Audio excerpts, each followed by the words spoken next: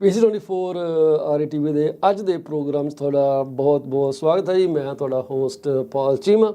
ਅਸੀਂ ਸਭ ਤੋਂ ਪਹਿਲਾਂ ਤਾਂ ਆਪਣੇ ਸਾਰੇ ਦਰਸ਼ਕਾਂ ਦਾ ਲੱਖ ਸ਼ੁਕਰੀਆ ਅਦਾ ਕਰਨਾ ਚਾਹਾਂਗੇ ਜਿਹੜੇ ਸਾਡੇ ਪ੍ਰੋਗਰਾਮ ਬੜੀ ਤਸ਼ੱਦਦ ਨਾਲ ਮਤਲਬ ਸ਼ਿੱਦਤ ਨਾਲ ਤਸ਼ੱਦਦ ਨਹੀਂ ਸ਼ਿੱਦਤ ਨਾਲ ਦੇਖਦੇ ਨੇ ਅਤੇ ਪਰਮਾਤਮਾ ਕਰੇ ਤੁਸੀਂ ਇਸ ਤਰ੍ਹਾਂ ਸਾਡੇ ਨਾਲ ਜੁੜੇ ਰਹੋ ਅਤੇ ਸਾਨੂੰ ਤੁਹਾਡੀ ਸਪੋਰਟ ਮਿਲਦੀ ਰਹੇ। ਜਦੋਂ ਪੰਜਾਬੀ ਬੰਦਾ ਉਰਦੂ ਬੋਲਣ ਦੀ ਕੋਸ਼ਿਸ਼ ਕਰਦਾ ਕੋਈ ਨਾ ਕੋਈ ਗੜਬੜ ਹੋ ਜਾਂਦੀ, ਸੋ ਸ਼ਿੱਦਤ ਤਸ਼ੱਦਦ ਬਣ ਗਿਆ ਮਾਈ ਗੁੱਡਨੈਸ। ਅਤੇ ਅਸੀਂ ਅੱਜ ਪ੍ਰੋਗਰਾਮ ਦੇ ਵਿੱਚ ਕੁਛ ਸੇਮ ਇਕੋਨਮੀ ਦੀਆਂ ਗੱਲਾਂ ਕਰਾਂਗੇ, ਰੀਅਲ ਸਟੇਟ ਦੀਆਂ ਗੱਲਾਂ ਕਰਾਂਗੇ, ਤੁਹਾਡੇ ਨਾਲ ਕੁਛ ਕੋਸ਼ਿਸ਼ ਕਰਾਂਗੇ ਅਸੀਂ ਡਿਸਕ੍ਰਿਪਟਿਵ ਡਿਟੇਲ, ਇਸ ਨੂੰ ਪੁਰਾਤਨ ਸਮੇਂ ਦੇ ਵਿੱਚ ਡਿਸਟ੍ਰਿਕਟਿਵ ਦੇ ਨਾਲ ਡਿਟੇਲ ਅਸੀਂ ਸਾਂਝੀ ਕਰੀਏ ਅਤੇ ਤੁਸੀਂ ਸਾਡੇ ਨਾਲ ਇੱਦਾਂ ਹੀ ਜੁੜੇ ਰਹਿਣਾ। ਤੁਹਾਡਾ ਸਾਥ 1 ਘੰਟੇ ਤੱਕ ਚੱਲੂਗਾ। ਅਤੇ ਜਿਹੜੇ ਆਪਣੇ ਸੱਜਣਾਂ ਦਾ, ਦਰਸ਼ਕਾਂ ਦਾ ਅੱਜ ਜਨਮ ਦਿਨ ਮਨਾਇਆ ਜਾ ਰਿਹਾ, ਸਾਲਗਿਰਾ ਮਨਾਈ ਜਾ ਰਹੀ ਹੈ, ਜਿਨ੍ਹਾਂ ਨੇ ਆਪਣੇ ਮਕਾਨ ਦੀ ਕਲੋਜ਼ਿੰਗ ਕਰਾ ਲਿੱਤੀ ਹੈ, ਅਤੇ ਜਿਨ੍ਹਾਂ ਦੇ ਘਰ ਪਰਿਵਾਰ 'ਚ ਵਾਧਾ ਹੋਇਆ, ਬੱਚੇ ਦੀਆਂ ਕਿਲਕਾਰੀਆਂ ਗੂੰਜ ਉੱਠੀਆਂ, ਅਤੇ ਜਿਨ੍ਹਾਂ ਨੇ ਆਪਣੀ ਆਮਦਨ ਨੂੰ ਇੱਕ ਢੁਕਵੀਂ ਇੰਸ਼ੋਰੈਂਸ ਪੋਲਿਸੀ ਲੈ ਕੇ ਸੁਰੱਖਿਅਤ ਕਰ ਲਿਆ, ਉਹਨਾਂ ਸਾਰਿਆਂ ਨੂੰ PC24 ਪਾਲ ਚੀਮਾ ਸਾਡੀ ਸਾਰੀ ਟੀਮ ਵੱਲੋਂ ਲੱਖ ਮੁਬਾਰਕਬਾਦ ਹੋਵੇ। ਪਰਮਾਤਮਾ ਤੁਹਾਨੂੰ ਇਸੇ ਤਰ੍ਹਾਂ ਹੀ ਖੁਸ਼ ਅਤੇ ਆਬਾਦ ਰੱਖੇ 24 ਘੰਟੇ। ਸੋ ਵੈਸੇ ਸੋਮਵਾਰ ਨੂੰ ਸਾਡੇ ਨਾਲ ਜੁੜਦੇ ਹੁੰਦੇ ਆ ਅਕਬਰ ਵਾਰਿਸ ਸਾਹਿਬ, ਪਰ ਅੱਜ ਉਹਨਾਂ ਦਾ ਕੋਈ ਥੋ ਟਿਕਾਣਾ ਨਹੀਂ ਗਾ, ਪਰ ਅਸੀਂ ਉਹਨਾਂ ਦਾ ਸੁਨੇਹਾ ਤੁਹਾਡੇ ਅੱਗੇ ਰੱਖ ਦਿੰਦੇ ਹਾਂ ਕਿ ਜੀ ਜੇ ਤੁਸੀਂ ਕਿਸੇ ਪਾਰਟੀ 'ਤੇ ਉਹਨਾਂ ਦਾ ਕਿਰਪਾ ਕਰਕੇ ਦਾਰੂ ਪੀ ਕੇ ਗੱਡੀ ਨਾ ਚਲਾਓ। ਉਹਨਾਂ ਨੇ ਇਹ ਤੁਹਾਨੂੰ ਬੇਨਤੀ ਕੀਤੀ ਹੈ ਕਿ ਭਾਈ ਚੰਗਾ ਹੈ ਕਿ ਤੁਸੀਂ ਆਪਣੇ ਦੋਸਤ ਮਿੱਤਰ ਦੀ ਮਦਦ ਲੈ ਲਓ ਘਰ ਪਹੁੰਚਣ ਵਾਸਤੇ, ਪਰ ਆਪਣੇ ਆਪ ਨੂੰ ਡੇਂਜਰ ਜ਼ੋਨ 'ਚ ਨਾ ਲੈ ਕੇ ਜਾਓ। ਉਹ ਬਾਰ ਇੱਕੋ ਗੱਲ ਕਹਿੰਦੇ ਆ ਕਿ ਜਦੋਂ ਇਹੋ ਜਿਹੇ ਮੌਕੇ 'ਤੇ ਕੋਈ ਗੜਬੜ ਹੋ ਜਾਂਦੀ ਆ, ਕੋਈ ਘਟਨਾ ਵਾਪਰ ਜਾਂਦੀ ਕਿਸੇ ਜੀਅ ਨਾਲ, ਅਤੇ ਪਰਿਵਾਰ ਉਸ ਘਟਨਾ ਨੂੰ ਸਾਰੀ ਉਮਰ ਭੁੱਲ ਨਹੀਂ ਸਕਦਾ।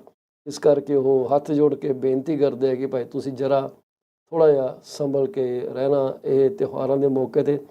ਵੈਸੇ ਵੀ ਲੋਕਾਂ ਨੂੰ ਬੜੀਆਂ ਪਰੇਸ਼ਾਨੀਆਂ ਨੇ ਅਤੇ ਹੋਰ ਪਰੇਸ਼ਾਨੀ ਨਾ ਤੁਸੀਂ ਐਡ ਕਰ ਦੇਣਾ। ਅਸੀਂ ਆਪਣੀ ਐਨਕ ਲਗਾ ਲਈਏ ਜੀ, ਇਸ ਤੋਂ ਪਹਿਲਾਂ ਕਿਸੇ ਅੱਗੇ ਗੱਲਬਾਤ ਕਰੀਏ। ਅਤੇ ਮੌਰਗੇਜ ਦੀ ਜਿਹੜੀ ਖਬਰ ਹੈਗੀ ਹੈ ਜੀ, ਉਹ ਇਹ ਕਹਿੰਦੀ ਆ ਕਿ ਜਿਹੜੇ ਤੁਹਾਡੇ ਲੈਂਡਰਸ ਹੈਗੇ ਆ, ਉਹ ਹੋ ਸਕਦਾ ਤੁਹਾਡੀ ਮੌਰਗੇਜ ਨੂੰ ਰੀਨਿਊ ਕਰਨ ਤੋਂ ਇਨਕਾਰ ਵੀ ਕਰ ਦੇਣ। ਇਹ ਬੜੀ ਵੱਡੀ ਖਬਰ ਹੈ ਜੀ। ਪਹਿਲਾਂ ਤਾਂ ਹੁੰਦਾ ਸੀ ਨਾ ਜੀ, ਤੁਹਾਨੂੰ ਉਹ ਰਾਈਟ ਵੇ ਕਰ ਦਿੰਦੇ ਕਿ ਠੀਕ ਹੈ ਤੁਸੀਂ ਮੌਰਗੇਜ ਲਿੱਤੀ ਉਹਨਾਂ ਕੋਲੋਂ, ਅਤੇ ਉਹਨਾਂ ਨੇ ਕਹਿਣਾ ਠੀਕ ਹੈ ਤੁਹਾਡੀ ਮੌਰਗੇਜ ਅਸੀਂ ਰੀਨਿਊ ਕਰ ਦਿੰਦੇ ਹਾਂ। ਬਲਕਿ 3-4 ਮਹੀਨੇ ਪਹਿਲਾਂ ਹੀ ਚਿੱਠੀਆਂ ਤੁਹਾਨੂੰ ਆ ਜਾਂਦੀਆਂ ਸੀਗੀਆਂ। ਹੁਣ ਥੋੜ੍ਹਾ ਜਿਹਾ ਮਸਲਾ ਇਹ ਉੱਠ ਰਿਹਾ ਕਿ ਉਹ ਤੁਹਾਡੀ ਜਿਹੜੀ ਮੌਰਗੇਜ ਦੀ ਰਿਕੁਐਸਟ ਆ ਰੈਨੂਅਲ, ਉਹਨੂੰ ਮਨਾ ਵੀ ਕਰ ਸਕਦੇ ਆ। TD ਕੈਨੇਡਾ ਵੱਲੋਂ ਜਿਹੜੀਆਂ ਨੈਗੇਟਿਵ ਐਮੋਰਟਾਈਜੇਸ਼ਨ ਵਾਲੀਆਂ ਮੌਰਗੇਜ ਸੀਗੀਆਂ, ਉਹ ਕਹਿੰਦੇ ਆ ਕਿ ਉਹ ਹੁਣ ਤਕਰੀਬਨ ਬਹੁਤ ਜ਼ਿਆਦਾ ਘੱਟ ਗਈਆਂ ਨੇ। ਸੋ ਚੰਗੀ ਗੱਲ ਆ ਕਿ ਤਕਰੀਬਨ ਉਹਨਾਂ ਦੇ ਜਿਹੜੇ ਕਲਾਇੰਟਸ ਹੈਗੇ ਆ, ਉਹ ਆਪਣੀ ਜਿਹੜੀ ਮੌਰਗੇਜ ਹੈਗੀ ਆ ਉਹ ਅਪ ਫਰੰਟ ਪੇ ਕਰ ਰਹੇ ਆ। ਦੈਟ ਮੇਕਸ ਇਟ ਆਲ ਵਰਥਵਾਈਲ ਕਿ ਤੁਹਾਡਾ ਚਾਂਸਿਸ ਜਿਹੜੇ ਆ ਉਹ ਵਧੀਆ ਹੈਗੇ ਆ ਤੁਹਾਨੂੰ ਅਗਲੇ ਅਪਰੂਵਲ ਵਾਸਤੇ। ਅਸੀਂ ਪਿੱਛੇ ਤੁਹਾਡੇ ਨਾਲ ਗੱਲ ਕੀਤੀ ਸੀਗੀ ਇੰਪਲੋਇਮੈਂਟ ਦੀ, ਕਿ ਇੰਪਲੋਇਮੈਂਟ ਜਿਹੜੀ ਆ ਉਹ ਅਨਐਂਪਲੋਇਮੈਂਟ ਵੱਧ ਰਹੀ ਆ, ਅਤੇ ਉਹਦਾ ਜਿਹੜਾ ਅਸਰ ਆ ਜਿਹੜਾ ਸਾਡੇ ਇਨਫਲੇਸ਼ਨ ਦੇ ਪੈਣਾ, ਜਿਹੜੇ ਬਾਕੀ ਇੰਡੀਕੇਟਰ ਦੇ ਪੈਣਾ, ਉਹਦੇ ਨਾਲ ਬੈਂਕ ਆਫ ਕੈਨੇਡਾ ਨੂੰ ਤਸੱਲੀ ਹੈ ਕਿ ਭਾਈ ਜਿਹੜਾ ਕੰਮ ਆ ਉਹ ਥੋੜ੍ਹਾ ਜਿਹਾ ਠੀਕ ਰੱਖੀਏ, ਜ਼ਿਆਦਾ ਇਹਨੂੰ ਅੱਗ ਨਾ ਲਾਈਏ। RBC ਦੀ ਕੰਜ਼ਿਊਮਰ ਸਪੈਂਡਿੰਗ ਟਰੈਕਰ ਰਿਪੋਰਟ ਨੇ ਕਿਹਾ ਜੀ ਬਲੈਕ ਫਰਾਈਡੇ ਦੀ ਸਪੈਂਡਿੰਗ ਨੇ ਸਾਰੇ ਬੰਦਿਆਂ ਨੂੰ ਹਿਲਾ ਕੇ ਰੱਖ ਦਿੱਤਾ। ਇਹੋ ਜਿਹੀ ਕੀ ਗੱਲ ਹੋਈ ਆ ਜਿਹੜੀ ਕਿ ਅਚੰਭਿਤ ਕਰਨ ਵਾਲੀ ਆ, ਉਹਦੇ ਬਾਰੇ ਅਸੀਂ ਤੁਹਾਡੇ ਨਾਲ ਗੱਲਬਾਤ ਕਰਾਂਗੇ। ਅਸੀਂ ਤੁਹਾਡੇ ਨਾਲ ਇਸ ਤੋਂ ਪਹਿਲਾਂ ਕਿ ਅੱਗੇ ਜਾਈਏ, ਅਸੀਂ ਤੁਹਾਡੇ ਨਾਲ ਛੋਟੀਆਂ ਮੋਟੀਆਂ ਜਿਹੜੀਆਂ ਖਬਰਾਂ ਨੇ ਉਹ ਤੁਹਾਡੇ ਨਾਲ ਗੱਲ ਕਰਾਂਗੇ। ਕਹਿੰਦੇ ਆ ਕਿ ਪੀਲ ਪੁਲਿਸ ਨੇ ਇੱਕ ਬਰੈਂਪਟਨ ਦੇ ਲੜਕੇ ਨੂੰ ਗ੍ਰਿਫਤਾਰ ਕੀਤਾ ਜਾਂ ਬੰਦੇ ਨੂੰ ਗ੍ਰਿਫਤਾਰ ਕੀਤਾ ਜਦੋਂ ਪੁਲਿਸ ਅਫੀਸਰ ਨੂੰ ਟ੍ਰੈਫਿਕ ਦੇ ਦੌਰਾਨ ਡਰੈਗ ਕੀਤਾ ਗਿਆ। ਇਹ ਕਹਿੰਦੇ ਆ ਕਿ ਇੱਕ 22 ਸਾਲ ਦਾ ਨੌਜਵਾਨ ਜਿਹੜਾ ਉਹਦੇ 'ਤੇ ਚਾਰਜ ਲਗਾਏ ਗਏ ਆ ਕਿ ਉਹ scene of traffic stop downtown Toronto ਦੇ ਵਿੱਚ ਪਿਛਲੇ ਹਫ਼ਤੇ ਨਹੀਂ ਰੁਕਿਆ, ਅਤੇ ਨਾਲ ਇੱਕ ਪੁਲਿਸ ਅਫੀਸਰ ਨੂੰ ਆਪਣੇ ਨਾਲ ਥੋੜ੍ਹੀ ਦੂਰ ਤੱਕ ਘਸੀਟ ਕੇ ਲੈ ਗਿਆ। ਸੋ ਪੁਲਿਸ ਜਿਹੜੀ ਆ ਉਹ ਕਹਿੰਦੇ ਆ ਜੀ previously said an officer pulled over a vehicle after observing a man using cell phone while driving. ਜਦੋਂ ਅਫੀਸਰ ਨੇ ਉਸ ਬੰਦੇ ਨੂੰ ਆਇਡੈਂਟੀਫਿਕੇਸ਼ਨ ਦੇਣ ਲਈ ਕਿਹਾ, ਉਹ ਬੰਦੇ ਨੇ ਮਨਾ ਕਰ ਦਿੱਤਾ ਤੇ ਉਹ ਗੱਡੀ ਭਜਾ ਕੇ ਲੈ ਗਿਆ। ਜਿਹੜਾ ਅਫੀਸਰ ਸੀਗਾ ਉਹ ਵੀ ਗੱਡੀ ਦੇ ਨਾਲ ਖਿੱਚਿਆ ਚਲਾ ਗਿਆ। ਉਹਨੂੰ ਮਾਈਨਰ ਇੰਜਰੀਜ਼ ਆਏ ਆ ਤੇ ਪਰ ਉਹ ਬਚਾਅ ਹੋ ਗਿਆ ਜੀ। ਡਰਾਈਵਰ ਜਿਹੜਾ ਉਹ ਸੀਨ ਤੋਂ ਭੱਜ ਗਿਆ, ਪਰ ਗੱਲ ਇਹ ਹੈ ਕਿ ਜਦੋਂ ਤੁਸੀਂ ਊਂਠਾਂ ਦੇ ਖੇਖ ਨੂੰ ਹੱਥ ਪਾਉਂਦੇ ਹੋ ਤਾਂ ਫੜੇ ਤਾਂ ਤੁਸੀਂ ਜਾਣਾ ਹੀ ਆ। ਸੋ ਮੰਡੇ ਨੂੰ ਜਿਹੜੀ ਰਿਲੀਜ਼ ਕੀਤੀ ਗਈ ਸੀ ਉਸ ਦੱਸਿਆ ਗਿਆ ਕਿ ਇਹ 22 ਸਾਲਾ ਜਿਹੜਾ ਜਵਾਨ ਆ ਇਹ ਫੜਿਆ ਗਿਆ ਜੀ। ਹੀ ਹੈਜ਼ ਬੀਨ ਅਰੈਸਟਡ ਤੇ ਉਹਦੇ ਜਿਹੜੇ ਵੀ ਚਾਰਜ ਲੱਗੇ ਆ ਉਹ ਹੁਣ ਦੇਖਦੇ ਆ ਕਿ ਕਿੱਥੇ ਤੱਕ ਉਹ ਜਾਣੇ ਆ। ਬਾਕੀ ਦੂਸਰੀ ਗੱਲ ਇਹ ਹੈ ਜੀ ਕਿ ਜਿਵੇਂ ਆਪਾਂ ਕਹਿੰਦੇ ਆ ਕਿ ਡਰਾਈਵ ਧਿਆਨ ਨਾਲ ਕਰੋ, ਵਾਰਿਸ ਸਾਹਿਬ ਬਾਰ-ਬਾਰ ਇੱਕੋ ਮੈਸੇਜ ਭੇਜਦੇ ਆ ਕਿ ਤੁਸੀਂ ਭਾਈ ਬਚ ਕੇ ਰਹੋ। ਕਹਿੰਦੇ ਆ ਕਿ 79 ਈਅਰ ਓਲਡ ਦੀ ਵੂਮਨ ਜਿਹੜੀ ਸੀਗੀ ਉਹਨੂੰ ਇੱਕ ਵਹੀਕਲ ਨੇ ਮਾਰਕਮ ਦੇ ਵਿੱਚ ਹਿੱਟ ਕੀਤਾ ਸੀਗਾ ਸੰਡੇ ਆਫਟਰਨੂਨ ਨੂੰ। ਉਹ ਜਿਹੜੇ ਆ ਅੱਜ ਆਪਣੇ ਸਾਹ ਤਿਆਗ ਗਏ ਆ ਜੀ। ਸ਼ੀ ਹੈਜ਼ ਪਾਸਡ ਅਵੇ। ਸੋ ਐਮਰਜੈਂਸੀ ਕਰਿਊਜ਼ ਕਾਲ ਕੀਤੇ ਗਏ ਸੀਗੇ। ਇਹ ਕੋਈ ਸ਼ਾਮ ਦੇ 4 ਵਜੇ ਦੀ ਖਬਰ ਆ ਜਦੋਂ ਪੈਡਿਸਟਰੀਅਨ ਤੇ ਵਹੀਕਲ ਕੋਲੀਜਨ ਹੋਇਆ।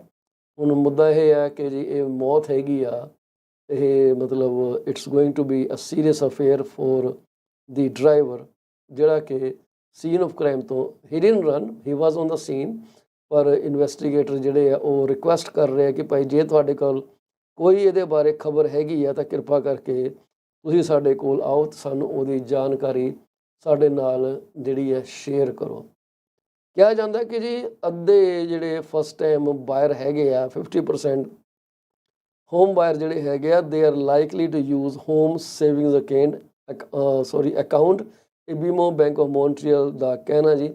ਉਹ ਕਹਿੰਦੇ ਆ ਜੀ a new survey suggest a little more than half of the potential first-time home buyers are interested in using a first home savings account ਜਿਹੜਾ ਪਿੱਛੇ ਜੇ ਸ਼ੁਰੂ ਕੀਤਾ ਗਿਆ ਸੀਗਾ, even though they didn't know much about it. So BMO Bank had conducted this survey which showed about 52% of respondents looking to buy a property are likely to use their first home savings account to save for the purchase, but 69% of Canadians reported they are not knowledgeable about the features and the benefits of this program. So ਜੇ ਤੁਹਾਨੂੰ ਇਸ programme ਬਾਰੇ ਕੋਈ ਜਾਣਕਾਰੀ ਹੈਗੀ ਹੈ ਤੇ ਅਸੀਂ ਤੁਹਾਨੂੰ ਇਨਵਾਈਟ ਕਰਦੇ ਹਾਂ ਸਾਡੇ ਨਾਲ ਤੁਸੀਂ ਇਹ ਜਿਹੜੀ ਗੱਲਬਾਤ ਹੈ ਸਾਂਝੀ ਕਰੋ। So the federal government launched this account in April this year, actually 2023, to provide home buyers with another means to save up for their first home as affordability erodes in the housing market. The survey questioned 1,510 Canadians between November 3rd and 8th with a margin of error of 2.5%. A first home savings account combines features of a registered retirement saving plan and tax-free savings account and allows the account holder to invest in securities such as GICs, ETFs, and mutual funds. Buyers can contribute up to $8,000 per year to the account with a lifetime contribution limit of $40,000. If you need more information, let us know in a message and we would be happy to provide more details after studying it thoroughly. So ਕੋਈ ਦੋ ਬੱਚੇ ਤੇ ਇੱਕ lady ਉਹਨਾਂ ਨੂੰ ਸਕਾਰਬੋਰੋ ਦੇ ਕਿਸੇ apartment ਦੇ ਵਿੱਚ ਦੇਖਿਆ ਗਿਆ ਸੀਗਾ ਵਿਦਆਊਟ ਐਨੀ ਵਾਈਟਲ ਸਾਈਨ। ਔਰਤ ਜਿਹੜੀ ਹੈ ਉਹ ਕਹਿੰਦੇ ਸੀ ਕਿ ਅਪਾਰਟਮੈਂਟ ਦੀ ਬਾਲਕਨੀ ਥੱਲੇ ਡਿੱਗ ਪਈ, ਜਦ ਕਿ ਬੱਚੇ ਜਿਹੜੇ ਆ ਮਕਾਨ ਦੇ ਅਪਾਰਟਮੈਂਟ ਦੇ ਅੰਦਰ ਹੀ ਵਿਦਆਊਟ ਵਾਈਟਲ ਸਾਈਨ ਸੀਗੇ। ਜਦੋਂ ਉਹਨਾਂ ਨੂੰ ਹਸਪੀਟਲ ਲੈ ਕੇ ਜਾਇਆ ਗਿਆ ਤਾਂ ਬੱਚਿਆਂ ਨੂੰ ਮ੍ਰਿਤ ਘੋਸ਼ਿਤ ਕੀਤਾ ਗਿਆ। ਲੇਡੀ ਬਾਰੇ ਜਿਹੜੀ ਹੈ ਹਾਲੇ ਕੋਈ ਮੇਰੇ ਕੋਲ ਜਾਣਕਾਰੀ ਨਹੀਂ ਗੀ।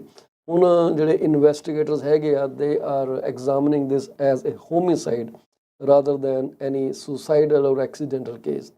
ਇਹਦੇ ਬਾਰੇ ਕੀ ਰਿਪੋਰਟ ਆਉਂਦੀ ਆ ਉਹ ਅਸੀਂ ਤੁਹਾਡੇ ਨਾਲ ਜਿੱਦਾਂ ਹੀ ਸਾਡੇ ਕੋਲ ਜਾਣਕਾਰੀ ਆਉਂਦੀ ਹੈ we would like to share that with you. ਬਾਕੀ ਹੈ ਕਿ ਵਰਲਡ ਦੇ ਪਲੇਟਫਾਰਮ ਦੇ ਉੱਤੇ ਲੜਾਈਆਂ ਤਾਂ ਚੱਲੀ ਜਾਂਦੀਆਂ, ਉਹਨਾਂ ਨੂੰ ਆਪਾਂ ਕੀ ਰੋਕ ਸਕਦੇ ਹਾਂ, ਆਪੋ ਆਪਣੇ ਮਸਲੇ ਆ। ਪਰ ਇੱਕ ਰੀਸੈਂਟ ਜਿਹੜੀ ਖਬਰ ਸਾਡੇ ਕੋਲ ਅਵੇਲੇਬਲ ਹੈ ਇਸ ਵਕਤ ਉਹ ਇਹ ਹੈਗੀ ਆ ਕਿ ਜਿਹੜੀ 12th ਡਿਵੀਜ਼ਨ ਹੈਗੀ ਆ ਪੀਲ ਰੀਜਨਲ ਪੁਲਿਸ ਦੀ, ਉਹਨਾਂ ਨੇ ਆਟੋ ਬਲਿਟਸ ਕੋਈ ਰਨ ਕੀਤਾ ਜਿਹਦੇ ਤਹਿਤ 38 ਵਾਰੰਟਸ ਇਸ਼ੂ ਕੀਤੇ ਗਏ, 58 ਕ੍ਰਿਮੀਨਲ ਆਫੈਂਸਿਸ, 6 ਗੱਡੀਆਂ ਚੋਰੀ ਦੀਆਂ ਫੜੀਆਂ ਗਈਆਂ ਤੇ ਮਲਟੀਪਲ ਅਰੈਸਟਸ ਇਨ ਰਿਜ਼ਲਟਿੰਗ ਇਨ 10 ਅਦਰ ਕ੍ਰਿਮੀਨਲ ਚਾਰजेस। ਆਪਣੇ ਜਿਹੜੇ ਬੰਦੇ ਹੈਗੇ ਆ ਜੀ ਉਹਨਾਂ ਬਾਰੇ ਕੋਈ ਸਾਨੂੰ ਜ਼ਿਕਰ ਤਾਂ ਨਹੀਂਗਾ। ਕੀ ਤੁਹਾਨੂੰ ਲੱਗਦਾ ਕਿ ਇਹਦੇ 'ਚ ਆਪਣੀ ਕਮਿਊਨਿਟੀ ਇਨਵੋਲਵ ਹੋਏਗੀ? ਮੈਨੂੰ ਦੇਖਿਆ ਕਿ ਅਸੀਂ ਥੋੜ੍ਹੇ ਜਿਹੇ ਬਾਇਸ ਹੋ ਗਏ ਆਪਣੀ ਕਮਿਊਨਿਟੀ ਦੇ ਖਿਲਾਫ। 2-4 ਬੰਦੇ ਫੜੇ ਜਾਂਦੇ ਸੀ, ਰੌਲਾ ਇੰਨਾ ਪਾਉਂਦੇ ਕਿ ਪਤਾ ਨਹੀਂ ਕੀ ਹੋ ਗਿਆ। ਆਪਾਂ ਵੈਸੇ ਸਾਰੀ ਦੁਨੀਆ ਦਾ ਠੇਕਾ ਤਾਂ ਲਿਆ ਨਹੀਂਗਾ, ਸਾਨੂੰ ਆਪਣੇ ਤੱਕ ਹੀ ਮਤਲਬ ਰੱਖਣਾ ਚਾਹੀਦਾ। ਜੇ 2-4 ਬੰਦੇ ਜਿਨ੍ਹਾਂ ਦਾ ਨਾਮ ਸਿੰਘ ਆ ਜਾਂ ਕੁਛ ਇੱਦਾਂ ਦੀ ਗੱਲ ਹੈਗੀ ਹੈ, ਕੁਮਾਰ ਹੈਗੇ ਆ, ਜੇ ਉਹਨਾਂ ਨੇ ਕੋਈ ਗਲਤ ਕੰਮ ਕੀਤਾ ਤੇ ਉਹ ਉਹਦੇ ਲਈ ਖੁਦ ਜ਼ਿੰਮੇਵਾਰ ਹੈ। ਅਸੀਂ ਕਿਹੜਾ ਇੱਥੇ ਕੋਈ ਇਹੋ ਜਿਹਾ ਕੰਮ ਖੋਲ੍ਹਿਆ ਕਿਸੇ ਲੋਕਾਂ ਨੂੰ ਸਿੱਧੇ ਰਸਤੇ ਪਾਈਏ। ਜਿਹਨੇ ਪੈਣਾ ਸਿੱਧੇ ਰਸਤੇ, ਪਹਿਲੇ ਤਾਂ ਗੱਲ ਹੈ ਕਿ ਜਿਹਨੇ ਸਿੱਧੇ ਰਸਤੇ ਚੱਲਣਾ ਉਹ ਗਲਤ ਰਸਤੇ ਪੈਂਦਾ ਹੀ ਨਹੀਂ, ਜਿਹਨੇ ਗਲਤ ਰਸਤੇ ਪੈਣਾ ਉਹਨੇ ਸਿੱਧੇ ਰਸਤੇ ਚੱਲਣਾ ਹੀ ਨਹੀਂ। ਠੋਕਰ ਜਦ ਤੱਕ ਨਹੀਂ ਲੱਗਦੀ ਇਨਸਾਨ ਨੂੰ ਉਦੋਂ ਤੱਕ ਤੁਸੀਂ ਕੁਝ ਕਹਿ ਨਹੀਂ ਸਕਦੇ। ਅਸੀਂ ਇੱਥੇ ਇੱਕ ਤੁਹਾਨੂੰ ਗੁਜ਼ਾਰਿਸ਼ ਕਰਾਂਗੇ ਕਿ ਸਾਡੇ ਕੁਝ ਸਪੋਰਟਰਸ ਹੈਗੇ ਆ ਬਿਜ਼ਨਸ ਨੂੰ ਜਿਹੜੇ ਸਾਡੇ ਨਾਲ ਸ਼ੇਅਰ ਕਰਦੇ ਆ। ਸਰਬਜੀਤ ਕੌਰ ਲੁੱਦੜ ਜੀ, ਉਹਨਾਂ ਦਾ ਫ਼ੋਨ ਨੰਬਰ 4168793039। ਤੁਸੀਂ ਉਹਨਾਂ ਨੂੰ ਕਾਲ ਕਰੋ, ਉਹਨਾਂ ਕੋਲੋਂ ਤੁਸੀਂ ਇੰਸ਼ੋਰੈਂਸ ਦੇ ਬਾਰੇ ਕੋਈ ਵੀ ਜਾਣਕਾਰੀ ਲੈਣੀ ਹੋਏ ਲੈ ਸਕਦੇ ਹੋ। ਸਰਬਜੀਤ ਲੁੱਦੜ ਇੱਕ ਰੀਅਲ ਸਟੇਟ ਏਜੰਟ ਵੀ ਹੈਗੇ ਆ। ਤੁਸੀਂ ਉਹਨਾਂ ਨਾਲ ਜੇ ਤੁਹਾਡਾ ਕੰਫਰਟ ਲੈਵਲ ਉਹਨਾਂ ਨਾਲ ਹੈ ਤਾਂ ਬੇਸ਼ੱਕ ਉਹਨਾਂ ਨਾਲ ਗੱਲਬਾਤ ਕਰਕੇ ਤੁਸੀਂ ਪ੍ਰਾਪਰਟੀ ਪਰਚੇਜ਼ ਸੈਲ ਵੀ ਕਰ ਸਕਦੇ ਹੋ। ਅੰਮ੍ਰਿਤ ਸੁਰਾ ਸਾਹਿਬ 7789991531, ਜਿਹੜੇ ਕਿ ਆਪਣਾ ਐਬਟਸਫੋਰਡ BC ਤੋਂ ਕੰਮ ਕਰਦੇ ਆ, ਰੀਮੈਕਸ ਦੇ ਨਾਲ ਕੰਮ ਕਰਦੇ ਆ। ਇਹਨਾਂ ਦੀ ਬੜੀ ਵੱਡੀ ਟੀਮ ਹੈ, ਸਟੀਵ ਕੂਨਰ ਟੀਮ ਉੱਥੇ, ਜਿਹੜੀ ਕਿ ਪ੍ਰੀ ਕੰਸਟਰਕਸ਼ਨ, ਰੀਸੇਲ ਤੇ ਮਲਟੀਪਲੈਕਸ ਦੇ ਵਿੱਚ ਕੰਮ ਕਰਦੀ ਹੈ। ਤੁਸੀਂ ਇਹਨਾਂ ਨੂੰ ਕੋਈ ਵੀ ਜਾਣਕਾਰੀ ਲੈਣ ਲਈ PC24 RATV ਦਾ ਹਵਾਲਾ ਦੇ ਕੇ ਗੱਲਬਾਤ ਕਰ ਸਕਦੇ ਹੋ। ਅਕਬਰ ਵਾਰਿਸ ਸਾਹਿਬ ਕੈਨੇਡੀਅਨ ਸੇਫਟੀ ਟ੍ਰੇਨਰ ਨੇ ਜੀ, ਅੱਜ ਗਾਇਬ ਨੇ ਸਾਡੇ ਪ੍ਰੋਗਰਾਮ ਤੋਂ, ਕੋਈ ਉਹਨਾਂ ਦਾ ਥਾਉ ਪਤਾ ਨਹੀਂਗਾ ਸਾਨੂੰ। ਦੁਆ ਕਰਦੇ ਕਿ ਉਹ ਤੰਦਰੁਸਤ ਹੋਣ। ਉਹ ਜਿਹੜੇ ਹੈ ਤੁਹਾਡੀ ਕੰਪਨੀ, ਜੇ ਟਰੱਕਿੰਗ ਕੰਪਨੀ ਹੈਗੀ ਹੈ, ਤੁਹਾਨੂੰ ਉਹ ਮਦਦ ਕਰਦੇ ਆ ਡਰਾਈਵਰ ਹਾਇਰਿੰਗ ਦੇ ਵਿੱਚ, ਡਰਾਈਵਰ ਦੀ ਸੇਫਟੀ ਟ੍ਰੇਨਿੰਗ ਦੇ ਵਿੱਚ, ਸਰਕਲ ਇੰਸਪੈਕਸ਼ਨ ਦੇ ਵਿੱਚ। ਸਕੇਲ ਉੱਤੇ ਜੇ ਫਸ ਗਏ ਹੋ, ਤੁਹਾਨੂੰ ਉੱਥੋਂ ਬਾਹਰ ਕੱਢਣ ਵਾਸਤੇ ਜੋ ਵੀ ਕਾਗਜ਼ੀ ਪੱਤਰੀ ਕਾਰਵਾਈ ਕਰਨੀ ਹੈ ਉਹ ਕਰਦੇ ਆ। ਉਹਨਾਂ ਨੂੰ ਕਾਲ ਕਰ ਲਿਓ ਜੇ ਤੁਸੀਂ ਗ੍ਰੇਟਰ ਟੋਰਾਂਟੋ ਏਰੀਆ ਦੇ ਵਿੱਚ ਪ੍ਰਾਪਰਟੀ ਬਾਏ, ਸੈਲ, ਲੀਜ਼ ਜਾਂ ਮਲਟੀ ਰੈਜ਼ੀਡੈਂਸ਼ੀਅਲ ਯੂਨਿਟ ਬਾਏ ਕਰਨੇ ਹੈ, ਇਨਵੈਸਟ ਕਰਨੀ ਪੈਸੇ ਕਿਤੇ ਚੰਗੀ ਥਾਂ ਦੇ ਉੱਤੇ। You can always reach out to me at 6474242358। ਤੁਸੀਂ ਮੈਨੂੰ ਦੂਸਰੇ ਨੰਬਰ 'ਤੇ ਵੀ ਕਾਲ ਕਰ ਸਕਦੇ ਹੋ, ਜਿਹੜਾ ਕਿ ਆਪਣਾ 6473332273। ਮੇਰੇ ਫ਼ੋਨ ਦੇ ਉੱਤੇ ਇੱਕ ਚੈੱਕ ਲੱਗਾ ਹੋਇਆ ਜੀ। ਹੋ ਸਕਦਾ ਜੀ ਤੁਹਾਡਾ ਨੰਬਰ ਆਈਡੈਂਟੀਫਾਈ ਨਾ ਹੋਇਆ ਤੇ ਉਹਨੇ ਤੁਹਾਨੂੰ ਉੱਥੇ ਤੁਹਾਡੀ ਕਾਲ ਡਿਸਕਨੈਕਟ ਕਰ ਦੇਣੀ ਹੈ ਤੇ ਉਹਨੇ ਤੁਹਾਨੂੰ ਪੁੱਛਣਾ ਕਿ why do you want to speak with Paul Cheema. So ਕਿਰਪਾ ਕਰਕੇ ਆਪਣਾ ਨਾਮ ਛੱਡ ਦਿਓ, ਪਰਪਸ ਛੱਡ ਦਿਓ, and I will get back to you as soon as possible. ਇਹ ਸਾਨੂੰ ਇਸ ਲਈ ਕਰਨਾ ਪਿਆ ਕਿ ਸਾਡੇ ਕੋਲ ਇੰਨੇ ਜ਼ਿਆਦਾ ਸਪੈਮ ਮੈਸੇਜ ਆਉਣ ਲੱਗੇ ਕਿ ਉਹਦੀ ਕੋਈ ਹੱਦ ਹੀ ਨਹੀਂ ਗਈ। It was tiring for us to handle all that craziness. ਕੋਈ ਸਾਨੂੰ ਡਕਟ ਵਰਕ ਵੇਚ ਰਿਹਾ, ਕੋਈ ਸਾਨੂੰ ਰੂਫਿੰਗ ਵੇਚ ਰਿਹਾ, ਕੋਈ ਕੁਛ, ਕੋਈ ਸਾਨੂੰ ਲੀਡਾਂ ਲੈ ਕੇ ਦੇਣ ਦੀ ਗੱਲ ਕਰ ਰਿਹਾ। ਇਟਸ ਟੂ ਮੈਨੀ ਸਕੈਮ ਔਰ ਸਪੈਮ ਫੋਨ ਕਾਲ। ਅਸੀਂ ਹਮੇਸ਼ਾ ਉਹਨੂੰ ਕੱਟਦੇ ਰਹੀਦਾ ਤਾਂ ਕਿ ਸਾਨੂੰ ਸਿਰਫ ਸਾਡੇ ਲੋਕਾਂ ਨਾਲ ਜਿਨ੍ਹਾਂ ਨੂੰ ਅਸੀਂ ਪਿਆਰ ਕਰਦੇ ਹਾਂ ਉਹਨਾਂ ਦੇ ਨਾਲ ਹੀ ਸਾਨੂੰ ਗੱਲਬਾਤ ਕਰਨ ਦਾ ਮੌਕਾ ਮਿਲੇ। ਸੋ ਚਲੋ ਜੀ, ਆਪਾਂ ਚੱਲੀਏ ਆਪਣੇ ਵਾਪਸ ਰਸਤੇ ਉੱਤੇ। ਪਹਿਲੀ ਖਬਰ ਤੁਹਾਡੇ ਨਾਲ ਸਾਂਝੀ ਕੀਤੀ ਸੀਗੀ ਕਿ ਜਿਹੜੀ ਮੌਰਗੇਜ ਡੀ ਸਿਲੈਕਸ਼ਨ, ਤੁਸੀਂ ਮੌਰਗੇਜ ਸਿਲੈਕਸ਼ਨ ਦੀ ਗੱਲ ਤਾਂ ਸੁਣੀ ਆ, ਮੌਰਗੇਜ ਡੀ ਸਿਲੈਕਸ਼ਨ ਦੀ ਗੱਲ ਅਸੀਂ ਕਰਦੇ ਹਾਂ। ਤੀਸਰੇ ਕੁਆਰਟਰ ਦੀ ਜਿਹੜੀ ਅਰਨਿੰਗ ਕਾਲ ਹੈਗੀ ਆ, Scotia bank said it was undertaking a strategy of customer deselection at renewal as part of its effort to slow the mortgage growth and be more selective of its client base. So if you are a AAA client, you would be lucky to stay with Scotia Bank. Otherwise, they will say goodbye. And then you may be hanging in uncertainty. If bank A does not renew, then where to go? So this is going to add to more vulnerability, which I think can be a dangerous situation. So the one person called Dan Rees, who is head of Canadian banking, and he said, I think this is a good time to drive that standard higher here because it is a softer, slower housing market. So they think it will only eliminate some of borrowers, not everyone, because not everyone is applying for mortgage renewal at this time. So if I understood it right, and they are saying we are also being more efficient with regards to our use of capital and using customer deselection at renewal as part of that conversation. So this is dangerous for me. This is what I understand. When you are kicked out of a bank and they tell you they are not renewing, what option do you have? What will the second bank tell you? Will they ask you, hey, have you been rejected by your current lender? With an estimated 3 million Canadians facing a mortgage renewal over the next 15 years, but that's a long time, that comment has raised a very important question for many borrowers. Does my lender have to renew my mortgage? So is your mortgage renewal guaranteed? Technically, it was never guaranteed. That's the reason there is a term. It means they can reevaluate your suitability for their mortgage product. For a little bit more context, so Canadian Mortgage Standard, CMT, reached out to some mortgage professionals, and they said a couple of things. One of that is from Ron Butler of Butler Mortgage, and if the mortgage is up to date, if the payments are up to date, then some renewal will be offered to the homeowners. That is the general policy of these organizations. And this is true, this is fact. While this is a typical practice among federally regulated banks, Butler points out that provincially regulated credit unions also tend to follow the same guidelines. From Butler's perspective, borrowers might be refused renewal if there were major violation of the contract, such as rebuilding the home without permission, or if the homeowner ended up in prison. Wow. And I would like to talk a bit more about renovating or rebuilding the home without banks' permission.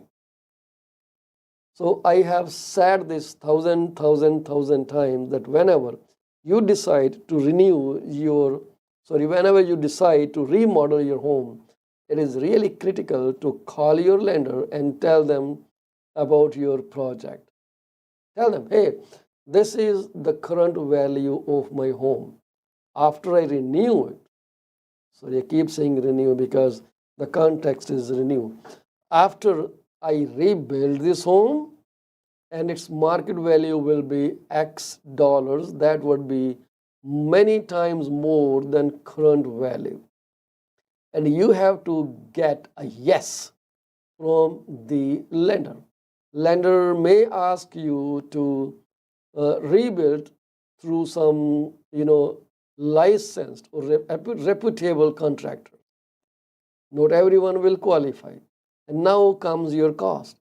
So maybe you were thinking of doing 50% of your work yourself and then contract out to smaller subcontractors, such as an electrician comes there to do all the wiring, a plumber comes to fix all the plumbing, while you are focusing on doing the framework of the house. Someone else is coming to do the roof, someone is coming to do the outer veneer. So all these things can be subcontracted. Some people do like that. But you have to tell the bank, this is the project, this is the plan, this is the timeline, and that you will pay this mortgage. And remember one thing, the bank can always ask you to pay back whatever you owe them. They may not agree to your renovation or rebuilding. And this happens all the time. Remember one thing, most of the time you only put down 20% down. So bank is the major stakeholder in these cases. Isn't it so true? So when that is the case, how can you not call the bank and take the permission? So this is a very great point that Ron Butler raised here.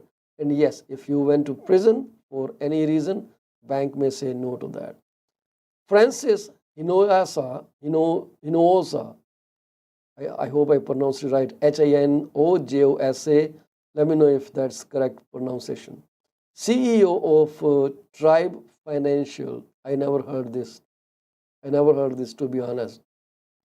He said that there are sometimes other risk factors that the lenders may consider. And he said this. I think there is this misconception that when we come up for renewal, the banks are going to renew regardless. And that is not necessarily the case. And this is so true.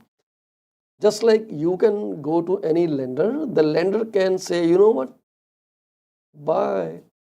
I am not ready to renew your mortgage because things changed.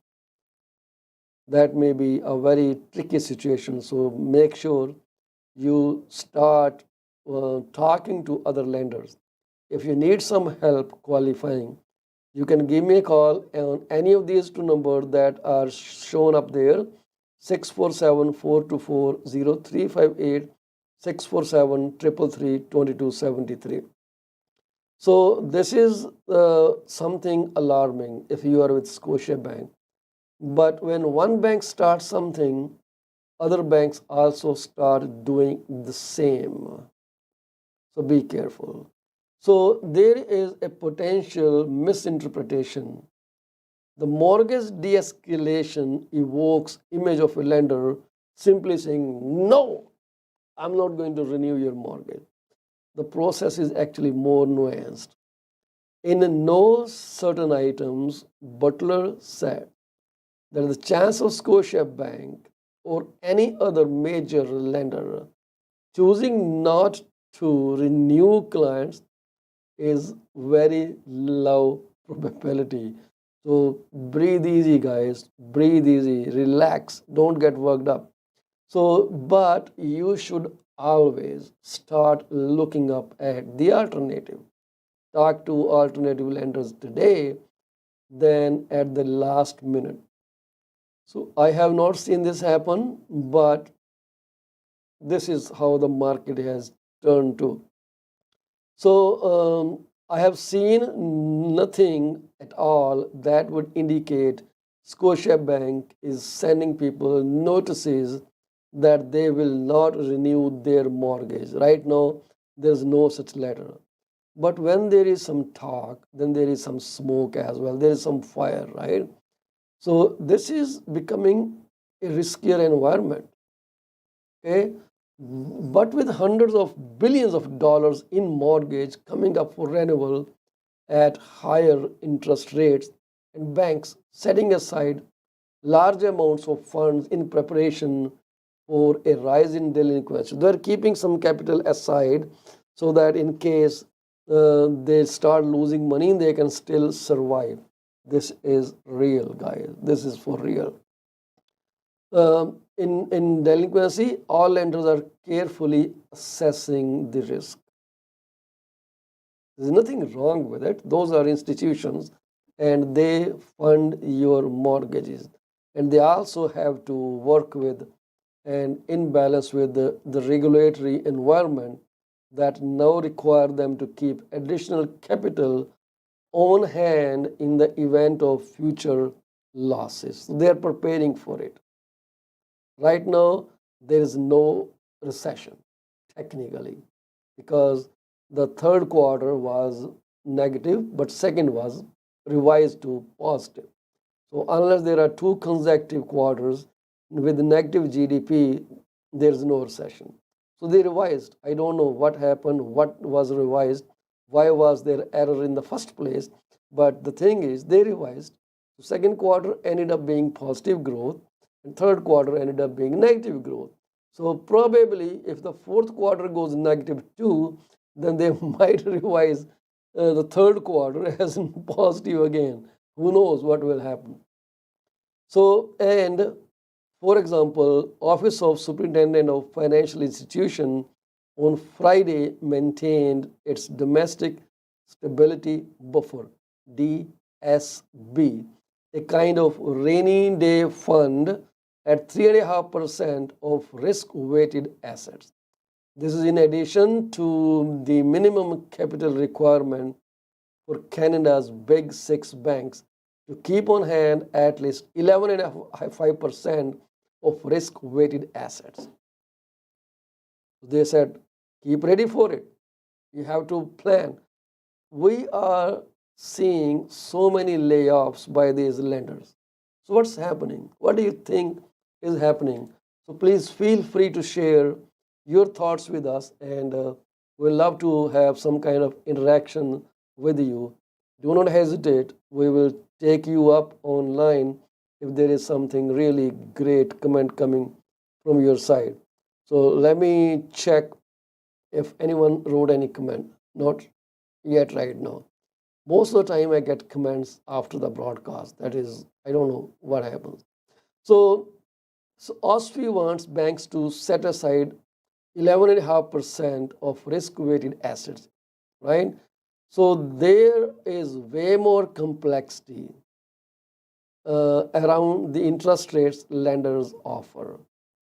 Specifically now, when the industry is in a lending environment where there is a higher capital requirement. So lenders are looking more at risk levels. They are forecasting out for if there are going to be any potential defaults.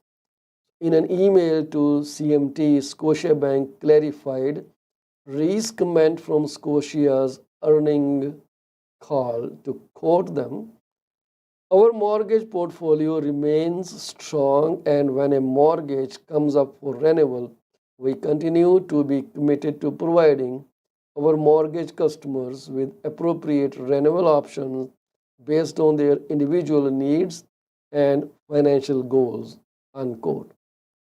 Let me say that again, quote unquote, from CMT, from Scotiabank. Our mortgage portfolio remains strong, and when a mortgage comes up for renewal, we continue to be committed to providing our mortgage customers with appropriate renewal options based on their individual needs and financial goals. This is what they mentioned. So basically, ਕਹਿੰਦੇ ਆ ਜੇ ਆਪਾਂ ਪੰਜਾਬੀ 'ਚ ਗੱਲ ਕਰੀਏ ਕਿ ਸਾਡਾ ਜਿਹੜਾ ਮੌਰਗੇਜ ਦਾ ਹਿਸਾਬ ਕਿਤਾਬ ਆ, ਸਾਡਾ ਸਿਚੁਏਸ਼ਨ ਜਿਹੜੀ ਆ ਬੜੀ ਸਟੇਬਲ ਆ, ਸਟਰੋਂਗ ਆ। ਜਦੋਂ ਕੋਈ ਮੌਰਗੇਜ ਰੈਨੇਬਲ 'ਤੇ ਆਉਂਦੀ ਹੈ ਤੇ ਉਹ ਇਸ ਗੱਲ ਲਈ ਬੜੇ ਕਮਿਟਡ ਹੈਗੇ ਆ ਕਿ ਜਿਹੜੇ ਸਾਡੇ ਮੌਰਗੇਜ ਕਸਟਮਰ ਹੈਗੇ ਆ ਉਹਨਾਂ ਦੇ ਜ਼ਰੂਰਤਾਂ ਨੂੰ ਸਮਝਦੇ ਹੋਏ ਤੇ ਉਹਨਾਂ ਦੇ ਜਿਹੜੇ ਵਿੱਤੀ ਗੋਲਸ ਹੈਗੇ ਆ ਉਹਨਾਂ ਨੂੰ ਸਮਝਦੇ ਹੋਏ ਉਹਨਾਂ ਨੂੰ ਪ੍ਰੋਪਰ ਪ੍ਰੋਡਕਟ ਜਿਹੜੀ ਹੈ ਉਹ ਦਿੱਤੀ ਜਾਵੇ। ਇਹ ਸਕੋਸ਼ੀਆ ਬੈਂਕ ਨੇ ਕੈਨੇਡੀਅਨ ਮੌਰਗੇਜ ਟ੍ਰੈਂਡਸ ਨੂੰ ਇੱਕ ਈਮੇਲ ਦੇ ਰਾਹੀਂ ਇਹ ਗੱਲ ਕੀਤੀ ਆ। ਸੋ TD ਬੈਂਕ ਦੇ ਵਿੱਚ ਜਿਹੜੀਆਂ ਨੈਗੇਟਿਵ ਐਮੋਰਟੇਸ਼ਨ ਵਾਲੀਆਂ ਮੌਰਗੇਜ ਹੈਗੀਆਂ ਉਹ ਘਟਣੀਆਂ ਸ਼ੁਰੂ ਹੋ ਗਈਆਂ। TD ਬੈਂਕ ਨੇ ਕਿਹਾ ਕਿ ਜੀ positive payment actions taken by its mortgage clients have reduced number of mortgages that currently have a negative amortization। ਸੋ ਉਹ ਆਪਣੇ ਕਲਾਇੰਟਸ ਦਾ ਸ਼ੁਕਰੀਆ ਅਦਾ ਕਰਨਾ ਚਾਹੁੰਦੇ ਆ। ਅੱਜ ਇੱਕ ਛੋਟੀ ਜਿਹੀ ਬ੍ਰੇਕ ਲੈ ਕੇ ਮੁੜ ਕੇ ਤੁਹਾਡੇ ਨਾਲ ਫਿਰ ਜੁੜਦੇ ਹਾਂ। ਬਾਕੀ ਦੀ ਅਸੀਂ ਜਿਹੜੀਆਂ ਖਬਰਾਂ ਨੇ ਤੁਹਾਡੇ ਨਾਲ ਸਾਂਝੀਆਂ ਇਸ ਤੋਂ ਬਾਅਦ ਕਰਦੇ ਹਾਂ।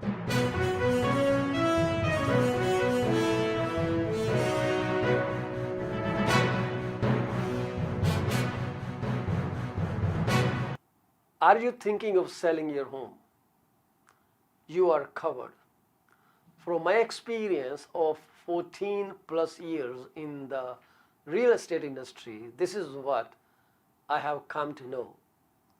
There are three major concerns that any home seller would want their realtor to answer. Number one, how much is their home worth? Number 2, how long will it take to sell their house? And number 3, what will the agent do to make it sell? I have answers to all these questions. To schedule your one-on-one appointment, call me at 647-424-0358. Once again, Paul Cheema, broker with Remax Prime Properties. My phone number to call is 647-424-0358. Call me now and get moving. From a vast experience in immigration industry, this is what I've figured out. Clients want to know if their application is submitted in a timely fashion, what a representative can do to serve best interest of their client. Clients are informed on a regular basis about the progress of their application. We deliver what we promise. My phone number is 647-465-8894 or reach me out at 639-998-1992. Are you thinking of a career change or adding another one to your portfolio? Well, you are thinking right. Call Sarabjit Luddar at 416-879-3039 from Beyond Care Insurance Solutions. She also deals in life, long-term, travel, critical illness, disability insurance. Give her a call today at 416-879-3039. This is what we can tell you. She will always give you the right advice and help you find out if being an insurance advisor is your piece of cake.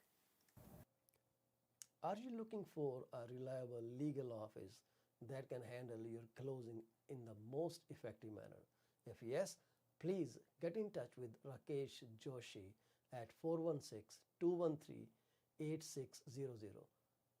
Joshi Law Office provides all the legal advices about real estate law, business law, immigration laws, notarization and affidavits, wills and trust. Give them a call today, 416-213-8600.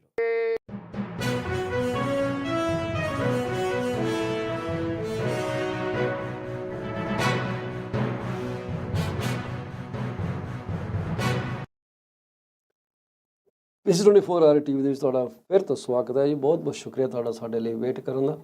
So TD bank ਨੇ ਕਿਹਾ ਕਿ ਜਿਹੜੇ ਸਾਡੇ ਬੋਰੋਰ ਤਬਕਾ ਹੈਗਾ, mortgage ਜਿਨ੍ਹਾਂ ਨੇ ਸਾਡੇ ਤੋਂ ਲਿੱਤੀ ਹੋਈ ਹੈ, ਉਹ ਐਕਚੁਅਲੀ ਬੇਸਿਕਲੀ ਅਸੀਂ ਮੌਰਗੇਜ ਦਿੰਦੇ ਹਾਂ, ਬੈਂਕਾਂ ਨੂੰ ਲੈਂਦੇ ਨਹੀਂ ਗੇ, ਪਰ this is how we basically commit. ਤੁਸੀਂ ਮੌਰਗੇਜਰੋਂ, ਬੈਂਕ ਮੌਰਗੇਜ ਹੀ ਹੈ।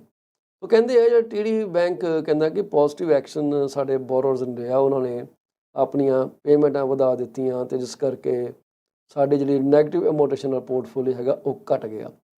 ਕਹਿੰਦੇ ਆ ਕਿ ਜਿਹੜੀਆਂ ਐਮੋਟੇਸ਼ਨ ਲੈਂਥਸ ਹੈਗੀਆਂ ਨੇ ਉਹ ਵਾਪਸ ਉੱਥੇ ਹੀ ਆ ਰਹੀਆਂ ਜਿੱਥੋਂ ਉਹ ਚੱਲੀਆਂ ਸੀਗੀਆਂ।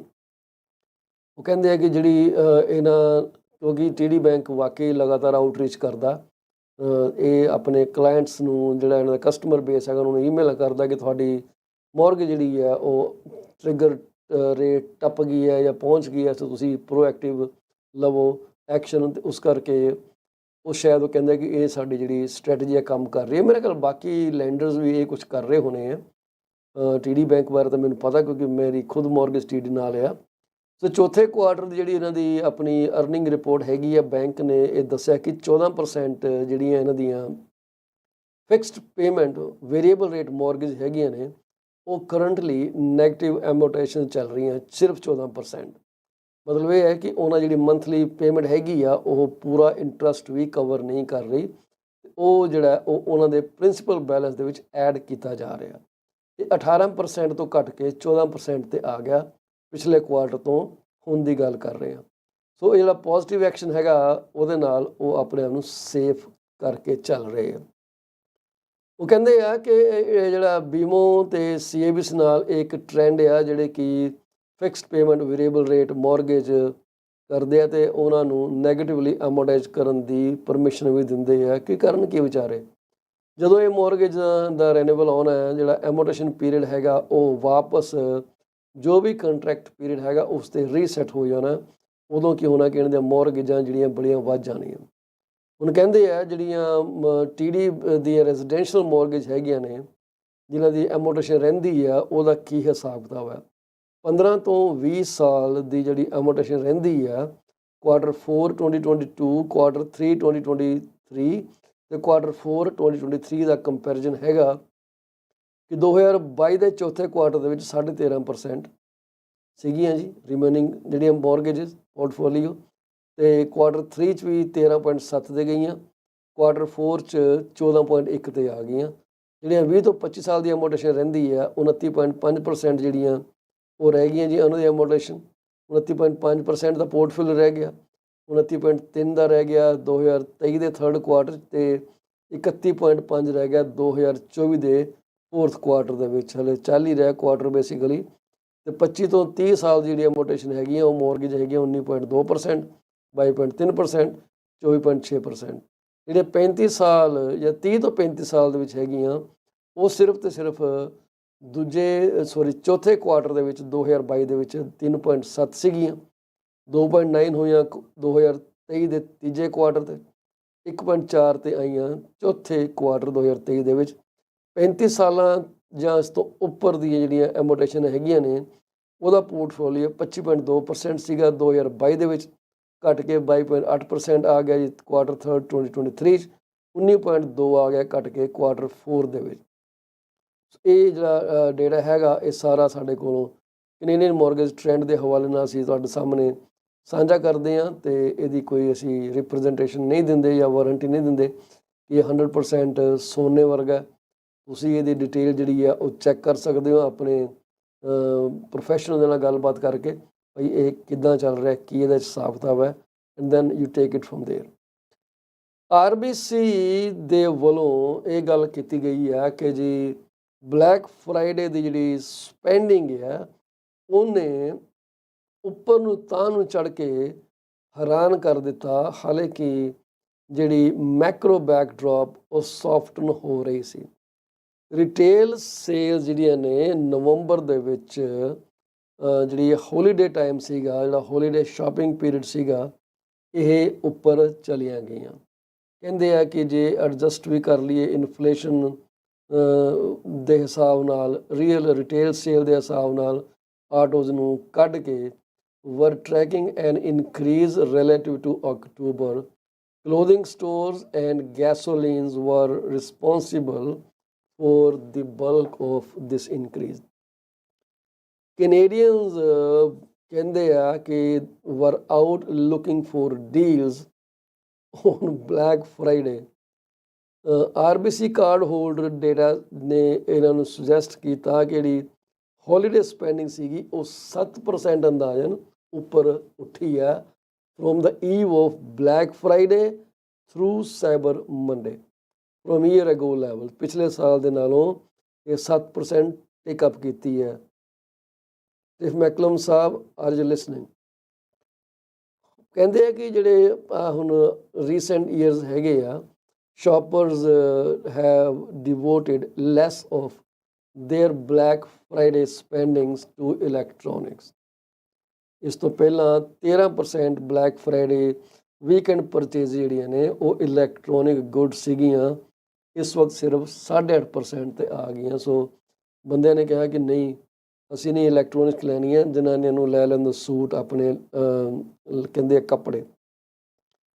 ਕੈਨੇਡੀਅਨ ਨੇ ਜਵੈਲਰੀ 'ਤੇ ਵੀ ਇਸ ਸਾਲ ਘੱਟ ਖਰਚ ਕੀਤਾ, ਠੀਕ ਹੈ ਜੀ। ਉਹ ਲਗਜ਼ਰੀ ਗਿਫਟ ਨੂੰ ਸਿਰਫ ਨੈਸੈਸਿਟੀ ਦੇ ਉੱਤੇ ਕਨਵਰਟ ਕਰਤਾ, ਜਿਵੇਂ clothing amidst highest household debt servicing cost ਜਿਹੜੀਆਂ ਨੇ। ਛੁੱਟੀਆਂ ਦੇ ਆਉਂਦੇ ਆਉਂਦੇ ਸਪੈਂਡਿੰਗ ਜਿਹੜੀ ਆ ਉਹ ਵੱਧਦੀ ਗਈ ਹੈ, ਪਰ overall real accommodation and food services spending is looking flat so far in Q4 ਫਿਲਹਾਲ ਜਿਹੜਾ ਚੱਲ ਰਿਹਾ। ਟਰੈਵਲ ਸਪੈਂਡਿੰਗ ਜਿਹੜੀ ਹੈ ਉਹ ਨਵੰਬਰ ਦੇ ਵਿੱਚ ਸਟਰੋਂਗ ਰਹੀ, ਜਿਹਨੇ ਕਿ ਇਹ ਦੱਸਿਆ ਕਿ ਜੀ ਬੁਕਿੰਗ ਜਿਹੜੀਆਂ ਨੇ ਹੌਲੀਡੇਜ਼ ਤੋਂ ਪਹਿਲਾਂ ਹੋਣੇ ਸ਼ੁਰੂ ਹੋ ਗਏ। ਹੁਣ ਤੁਹਾਨੂੰ ਪਤਾ ਨਾ, ਜਦੋਂ ਤੁਸੀਂ ਕ੍ਰੈਡਿਟ ਕਾਰਡ ਖਰਚਦੇ ਹੋ ਤਾਂ ਇਹਨਾਂ ਕੰਪਨੀਆਂ ਨੂੰ ਤੁਹਾਡੇ ਬਾਰੇ ਹਰ ਇੱਕ ਚੀਜ਼ ਪਤਾ ਹੁੰਦੀ ਹੈ ਕਿ ਤੁਸੀਂ ਕਿਹੜੀ ਜਗ੍ਹਾ 'ਤੇ ਕੀ ਪੈਸੇ ਖਰਚਦੇ ਹੋ।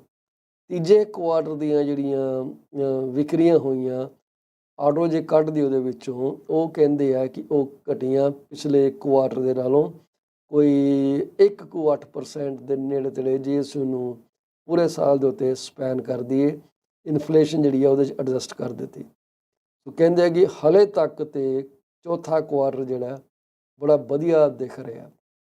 ਦੇਖਦੇ ਹਾਂ ਕਿ ਇਹ ਕਿੰਨਾ ਵਧੀਆ ਦਿਖਦਾ ਅੱਗੇ ਜਾ ਕੇ। ਸੋ ਜੁਐਲਰੀ ਦੇ ਉੱਤੇ ਖਰਚੇ ਘੱਟ ਹੋਏ ਜੀ।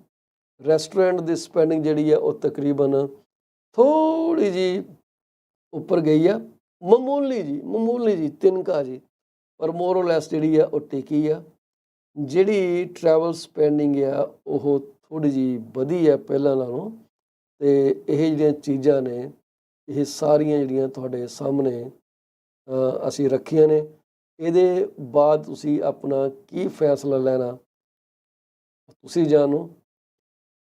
ਇੱਕ ਖਬਰ ਪਬਲਿਸ਼ ਹੋਈ ਸੀ ਚਾਈਲਡ ਕੇਅਰਸ ਦੇ ਬਾਰੇ ਕਿ ਚਾਈਲਡ ਕੇਅਰ ਦੇ ਉੱਤੇ ਕੀ ਹਿਸਾਬ ਲੱਗੇ ਆ। ਅਤੇ ਮੇਰੇ ਕੋਲ ਇੱਕ ਡਾਟਾ ਮਿਲਿਆ ਮੈਨੂੰ, ਜਿਹਦੇ 'ਤੇ ਚਾਈਲਡ ਕੇਅਰ ਅਰੇਂਜਮੈਂਟ ਬੱਚਿਆਂ ਦਾ 0 ਤੋਂ 25 ਸਾਲ, 0 ਤੋਂ 5 ਸਾਲ 2023 ਦੇ ਵਿੱਚ 0 ਤੋਂ 5 ਸਾਲ ਦੇ ਚਾਈਲਡ ਕੇਅਰ ਅਰੇਂਜਮੈਂਟ 'ਚ ਬੱਚਿਆਂ ਦੇ, ਉਹਦੇ ਬਾਰੇ ਕੋਈ ਜਾਣਕਾਰੀ ਆਈ ਹੈ ਕਿ 0 ਤੋਂ 5 ਸਾਲ ਤੱਕ ਦੇ ਬੱਚਿਆਂ ਦੇ ਉੱਤੇ ਕੀ ਹਿਸਾਬ ਕਿਤਾਬ ਹੈਗਾ। ਕਹਿੰਦੇ 2023 ਦੇ ਵਿੱਚ ਅੱਧੇ ਤੋਂ ਥੋੜ੍ਹਾ ਜਿਹਾ ਉੱਪਰ ਬੱਚੇ ਜਿਹੜੇ ਹੈਗੇ ਆ, ਜਿਨ੍ਹਾਂ ਦੀ ਉਮਰ 0 ਤੋਂ 5 ਸਾਲ ਦੱਸੀ ਗਈ ਹੈ, ਉਹਨਾਂ ਨੂੰ ਚਾਈਲਡ ਕੇਅਰ ਦੇ ਵਿੱਚ ਦਾਖਲ ਕੀਤਾ ਗਿਆ।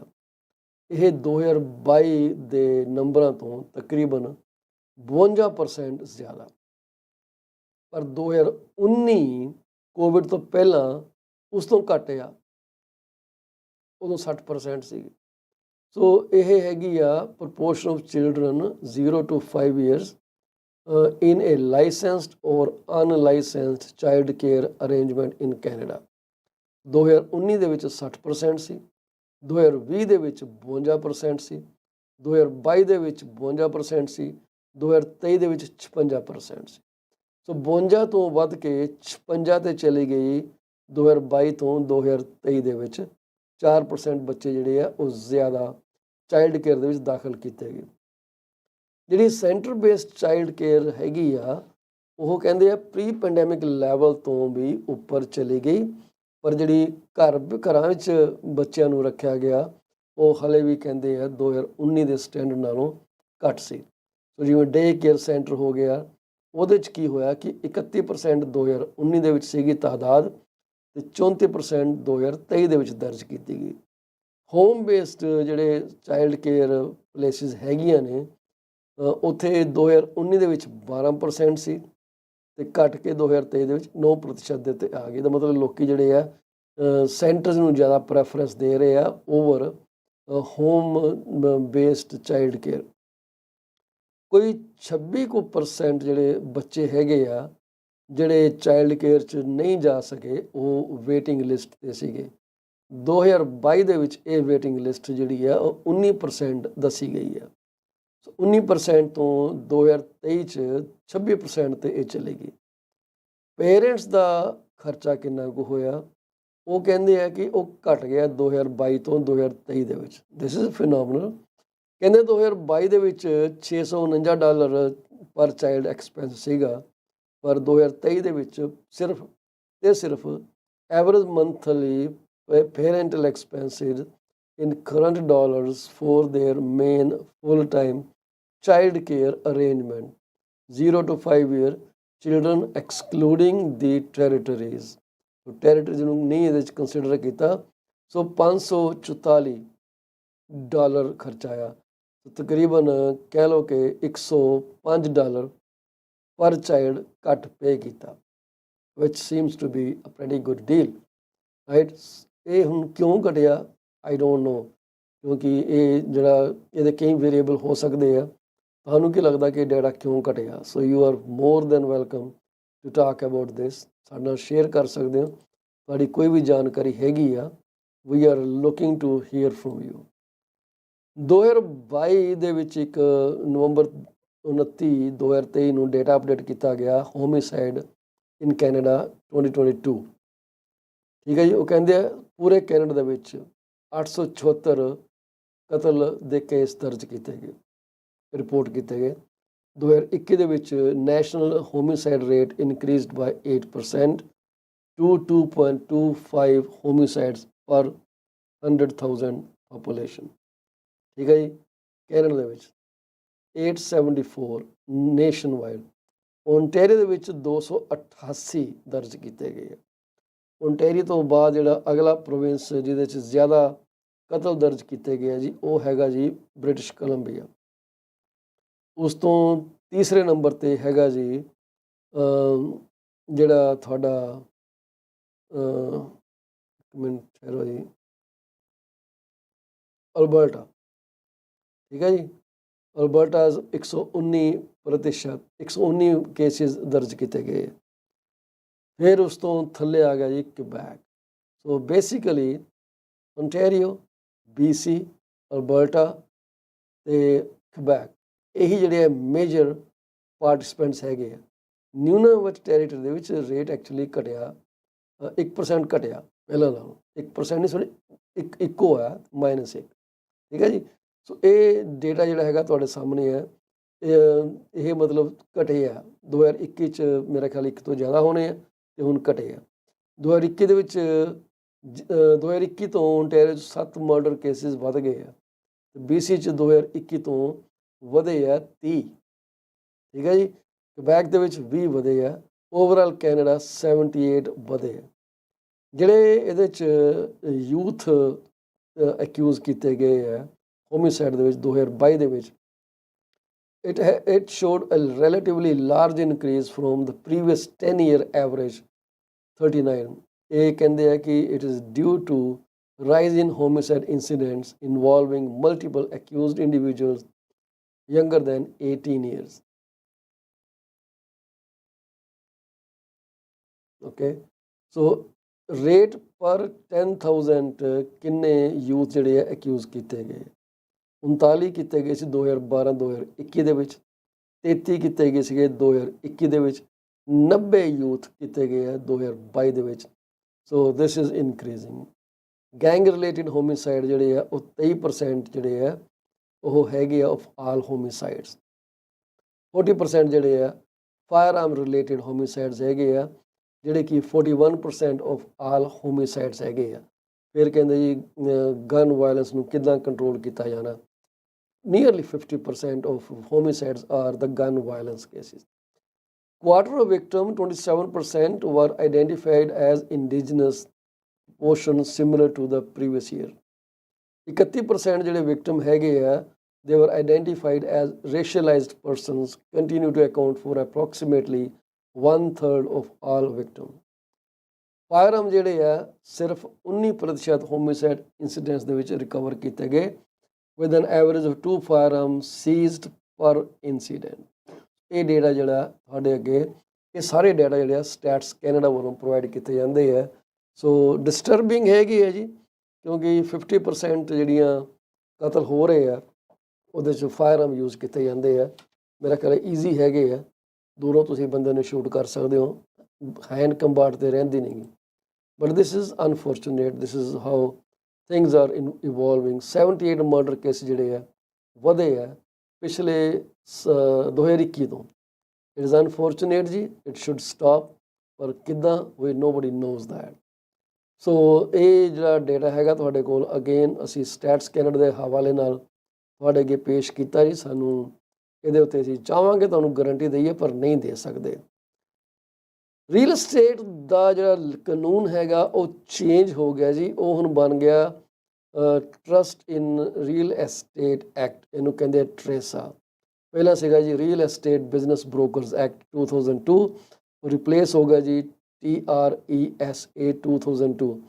ਮੈਂ ਹੁਣ ਤੁਹਾਨੂੰ ਇਹ ਤਾਂ ਨਹੀਂ ਕਹੂੰਗਾ ਤੁਹਾਨੂੰ ਇਹਦੀ ਡਿਟੇਲ ਚਾਹੀਦੀ ਹੈ ਬਹੁਤ ਜ਼ਿਆਦਾ, ਪਰ ਬੋਟਮ ਲਾਈਨ ਇਹ ਹੈਗੀ ਆ ਕਿ ਇਹਦੇ ਵਿੱਚ ਕਈ ਚੀਜ਼ਾਂ ਦੇ ਵਿੱਚ ਬਦਲਾਵ ਆ ਗਿਆ ਕਿ ਜਿਹੜੇ ਪਹਿਲਾਂ ਦੋ ਰਿਲੇਸ਼ਨਸ਼ਿਪ ਹੁੰਦੀਆਂ ਸੀਗੀਆਂ, ਇੱਕ ਕਲਾਇੰਟ ਅਤੇ ਕਸਟਮਰ, ਹੁਣ ਉਹ ਚੀਜ਼ਾਂ ਜਿਹੜੀਆਂ ਨੇ ਉਹ ਬਦਲ ਗਈਆਂ।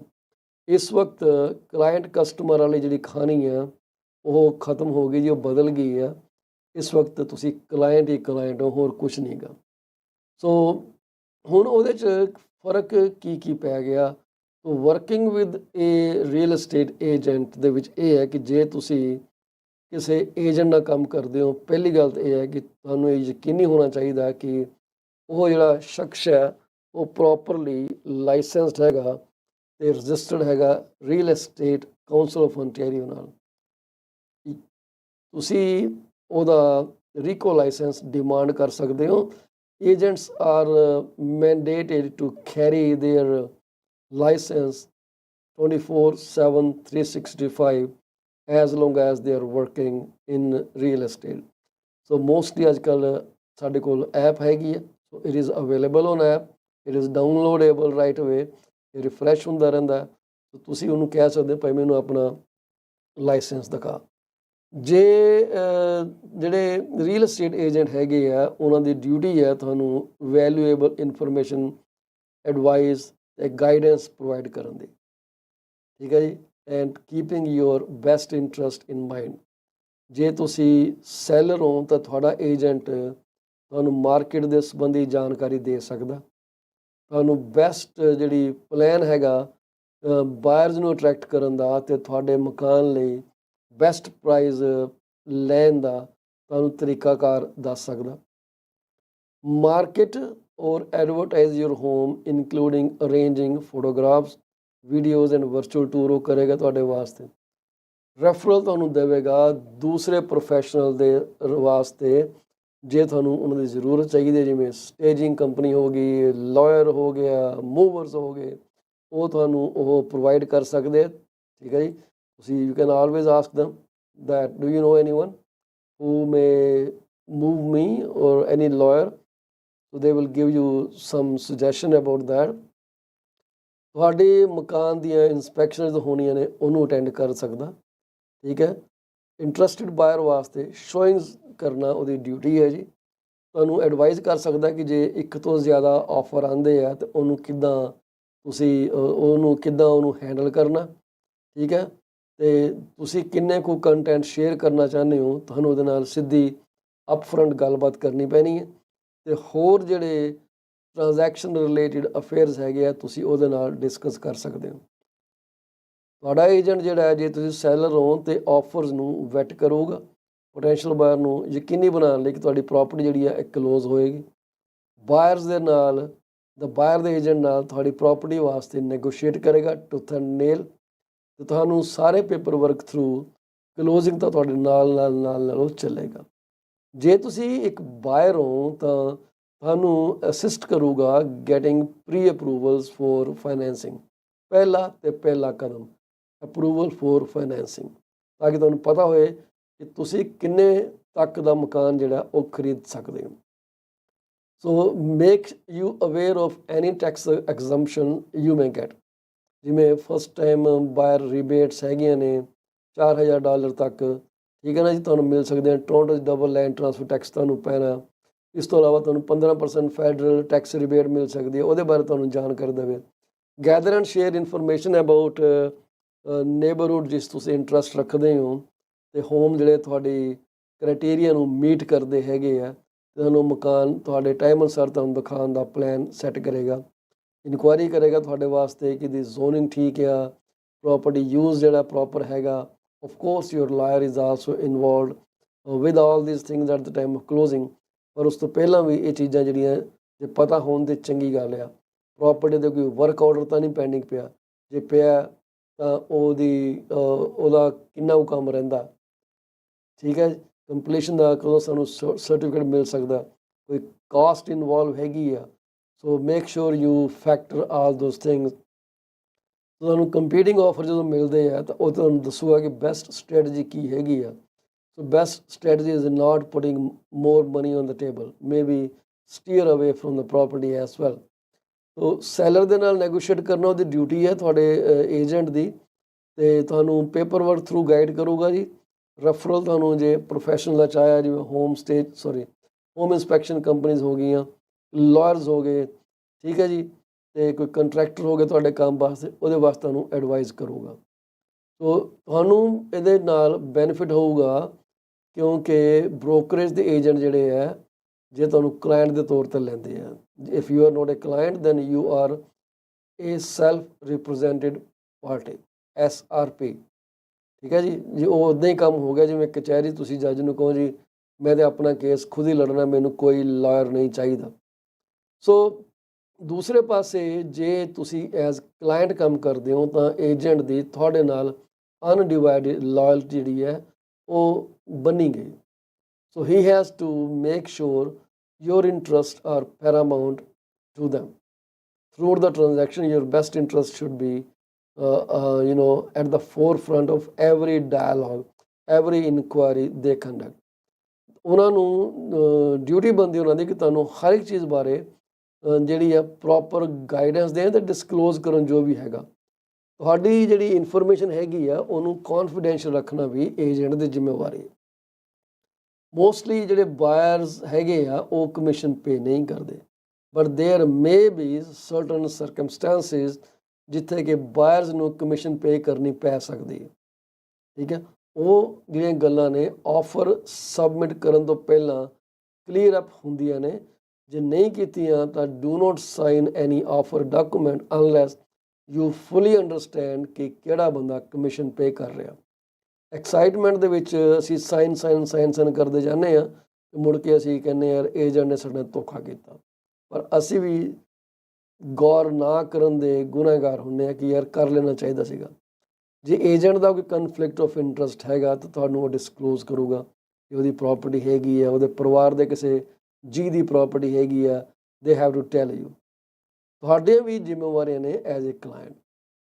ਤੁਸੀਂ ਬਿਲਕੁਲ ਕ੍ਰਿਸਟਲ ਕਲੀਅਰ ਤੌਰ ਦੇ ਉੱਤੇ ਉਹਨੂੰ ਦੱਸ ਦਿਓ ਕਿ ਭਾਈ ਮੇਰੀਆਂ ਆਹ ਜ਼ਰੂਰਤਾਂ ਨੇ, ਮੈਨੂੰ ਮਕਾਨ 'ਚ ਆਹ ਚੀਜ਼ਾਂ ਚਾਹੀਦੀਆਂ, ਠੀਕ ਹੈ, ਮੈਨੂੰ ਆਹ ਜ਼ੋਨਿੰਗ ਚਾਹੀਦੀ ਹੈ, ਮੈਨੂੰ ਕੋਈ ਪ੍ਰੋਪਰਟੀ ਜਿਹਦੇ 'ਚ ਬੇਸਮੈਂਟ ਲੀਕੇਜ ਦਾ ਸ਼ੱਕ ਹੋਏ ਜਾਂ ਗਰੋ ਹਾਊਸ ਹੋਏ ਜਾਂ ਇਹਦੇ 'ਚ ਮੋਲਡ ਰਿਮੀਡੀਏਟ ਕੀਤਾ ਹੋਏ ਜਾਂ ਕੁਛ ਵੀ ਹੋਏ, ਮੈਨੂੰ ਨਹੀਂ ਚਾਹੀਦੀ। ਤੋ ਆਪਣੇ ਏਜੰਟ ਦੇ ਕੁਐਸਚਨ ਨੂੰ ਤੁਸੀਂ ਜਿੰਨੀ ਜਲਦੀ ਐਡਰੈਸ ਕਰੋਗੇ ਓਨਾ ਹੀ ਤੁਹਾਡੇ ਲਈ ਵਧੀਆ। ਤੇ ਜਿਹੜੇ ਵੀ ਐਗਰੀਮੈਂਟ ਸਾਈਨ ਕਰਦੇ ਹੋ make sure you are fully aware of that. I understand sometime you trust your agent blindly, but ਨਾ ਤੇ ਏਜੰਟ ਨੂੰ ਇਤਰਾਜ਼ ਹੋਣਾ ਚਾਹੀਦਾ ਤੇ ਨਾ ਹੀ ਤੁਹਾਨੂੰ ਸੰਕੋਚ ਹੋਣਾ ਚਾਹੀਦਾ ਕਿ ਤੁਸੀਂ ਉਹਨੂੰ ਕਹੋ ਵੀ ਮੈਨੂੰ ਇਹ ਫਾਰਮ ਜਿਹੜਾ ਪੂਰਾ ਐਕਸਪਲੇਨ ਕਰ ਦੇ, ਭਾਵੇਂ 2.5 ਘੰਟੇ ਕਿਉਂ ਨਾ ਲੱਗ ਜਾਣ। ਠੀਕ ਹੈ, ਜਿਹੜੀਆਂ ਤੁਹਾਡੀਆਂ ਫੀਸਾਂ ਤੁਸੀਂ ਐਗਰੀ ਕੀਤੀਆਂ ਨੇ ਉਹ ਤੁਹਾਨੂੰ ਪੇ ਕਰਨੀਆਂ ਪੈਣੀਆਂ ਜੇ ਐਗਰੀ ਕੀਤੀਆਂ ਨੇ। ਠੀਕ ਹੈ, ਤੋ ਹੋ ਸਕਦਾ ਕਿ ਤੁਹਾਡੀ ਗਲਤੀ ਨਾਲ ਆਫਰ ਜਿਹੜਾ ਸਿਰ ਨਾ ਲੱਗੇ। You are responsible to pay the commission, so make sure you do that. ਉਸ ਤੋਂ ਇਲਾਵਾ ਜੇ ਤੁਸੀਂ ਖੁਦ ਨੂੰ ਆਪ ਰਿਪਰੈਜ਼ੈਂਟ ਕਰਨਾ ਚਾਹੁੰਦੇ ਹੋ you can always do that, nobody is going to stop you from that, ਪਰ ਮੇਕ ਸ਼ੋਰ ਤੁਹਾਨੂੰ ਉਹਨਾਂ ਰਿਸਕਾਂ ਬਾਰੇ ਜਾਣਕਾਰੀ ਹੋਏ। ਇਸੇ ਲਈ ਅਸੀਂ ਇੱਕ ਰੀਕੋ ਵੱਲੋਂ ਬਣਾਈ ਹੋਈ ਇਨਫੋਰਮੇਸ਼ਨ ਗਾਈਡ ਤੁਹਾਨੂੰ ਭੇਜਦੇ ਹਾਂ। ਤੁਸੀਂ ਉਹਨੂੰ ਪੜ੍ਹਨਾ ਤੇ ਉਸ 'ਤੇ ਤੁਸੀਂ ਸਾਈਨ ਕਰਨੇ ਆ ਕਿ ਮੈਂ ਪੜ੍ਹ ਲਿੱਤੀ ਹੈ, I am fully satisfied with the content, I want to be my own representative. ਠੀਕ ਹੈ ਜੀ, ਮੈਨੂੰ ਕੋਈ ਏਜੰਟ ਨਹੀਂ ਚਾਹੀਦਾ, ਮੈਂ ਆਪ ਹੀ ਬਹੁਤ ਸਿਆਣਾ। ਠੀਕ ਹੈ, ਜੇ ਤੁਸੀਂ ਸੈਲਫ ਰਿਪਰੈਜ਼ੈਂਟਡ ਪਾਰਟੀ ਦੇ ਤੌਰ 'ਤੇ ਜਾਂਦੇ ਹੋ ਤੁਹਾਨੂੰ ਆਪਣੇ ਲਿਮਿਟੇਸ਼ਨ ਜਿਹੜੀਆਂ ਨੇ ਉਹਨਾਂ ਬਾਰੇ ਤੁਹਾਨੂੰ ਪੂਰੀ ਜਾਣਕਾਰੀ ਹੋਣੀ ਚਾਹੀਦੀ ਹੈ। ਸੋ ਜੇ ਤੁਸੀਂ ਕਿਸੇ ਏਜੰਟ ਦੇ ਨਾਲ ਕੰਮ ਕਰਨਾ ਨਹੀਂ ਚਾਹੁੰਦੇ, ਤੁਹਾਡੀ ਜ਼ਿੰਮੇਵਾਰੀ ਹੈ ਤੁਸੀਂ ਆਪਣੇ ਆਪ ਦਾ ਪੂਰਾ ਖਿਆਲ ਰੱਖੋ। ਠੀਕ ਹੈ ਜੀ, ਇਨਕੁਆਇਰੀ ਬਾਰੇ ਜਾਣਕਾਰੀ ਤੁਸੀਂ ਆਪ ਕਰੋਗੇ, ਪਰਮਿਟਡ ਪ੍ਰੋਪਰਟੀ ਯੂਜ਼ ਤੁਸੀਂ ਆਪ ਲੱਭੋਗੇ। ਠੀਕ ਹੈ, ਕੋਈ ਹੋਰ ਆਸਪੈਕਟ ਪ੍ਰੋਪਰਟੀ ਬਾਰੇ ਤੁਸੀਂ ਆਪ ਲੱਭੋਗੇ। ਤੁਸੀਂ ਇਹ ਨਹੀਂ ਕਹਿ ਸਕਦੇ ਕਿ ਯਾਰ ਮੈਨੂੰ ਏਜੰਟ ਨੇ ਦੱਸਿਆ ਕੁਛ ਨਹੀਂ। ਹੀ is not obligated to tell you anything। ਜੇ ਤੁਹਾਨੂੰ ਲੱਗਦਾ ਕਿ ਮੈਂ ਇੰਨਾ ਪ੍ਰਾਈਸ ਦੇਣਾ ਤਾਂ ਠੀਕ ਹੈ, ਉਹਨਾਂ ਪ੍ਰਾਈਸ ਦੇ ਦਿਓ। Don't look at the agent, ਕਿੰਨੀ ਤੁਸੀਂ ਪ੍ਰਾਈਸ ਪੇ ਕਰਨਾ ਚਾਹੁੰਦੇ ਹੋ ਉਹ ਤੁਹਾਡੀ ਆਪਣੀ ਜ਼ਿੰਮੇਵਾਰੀ ਹੈ। ਤੁਸੀਂ ਨੈਗੋਸ਼ੀਏਟ ਜਿਹੜਾ ਆਪ ਨੈਗੋਸ਼ੀਏਟ ਕਰਨਾ ਆਪਣਾ ਆਫਰ, ਕਿਸੇ ਨੇ ਤੁਹਾਨੂੰ ਨੈਗੋਸ਼ੀਏਟ ਨਹੀਂ ਕਰਨਾ। ਟਰਮਾਂ ਵੀ ਤੁਸੀਂ ਆਪ ਲੱਭਣੀਆਂ ਨੇ, nobody going to tell you ਕਿ ਭਾਈ ਫਲਾਣੀ ਕਲੌਜ਼ ਵਿੱਚ ਪਾ ਲਓ, ਤੁਸੀਂ ਆਪਣੇ ਡਾਕੂਮੈਂਟ ਆਪ ਹੀ ਬਣਾਉਣੇ ਆ। ਠੀਕ ਹੈ ਜੀ, this is the law, unfortunately this is how things have come down to. Some agents might jump to the other line unintentionally or intentionally or with an intent to help you but technically if you are a self-represented party, nobody should be helping you out. ਸੋ ਜਿਹੜੀ real estate agent ਹੈਗਾ ਉਹ ਜੇ ਮੰਨ ਲਓ ਕਿਸੇ ਹੋਰ party ਲਈ ਕੰਮ ਕਰ ਰਿਹਾ ਟ੍ਰਾਂਜੈਕਸ਼ਨ ਦੇ ਵਿੱਚ, ਹਮੇਸ਼ਾ ਕਰ ਰਿਹਾ ਕਿਉਂਕਿ ਕਿਸੇ ਹੋਰ ਲਈ ਕੰਮ ਕਰ ਰਿਹਾ, then and you are SRP self represented party, you cannot blame anyone. ਸੋ ਇਹਦੇ ਤੇ ਜਿਹੜੀ ਮੁੱਦਾ ਹੈਗਾ, ਇਹ ਬਹੁਤ ਲੰਬੀ ਚੌੜੀ ਗੱਲ ਅਸੀਂ ਕਰ ਸਕਦੇ ਹਾਂ।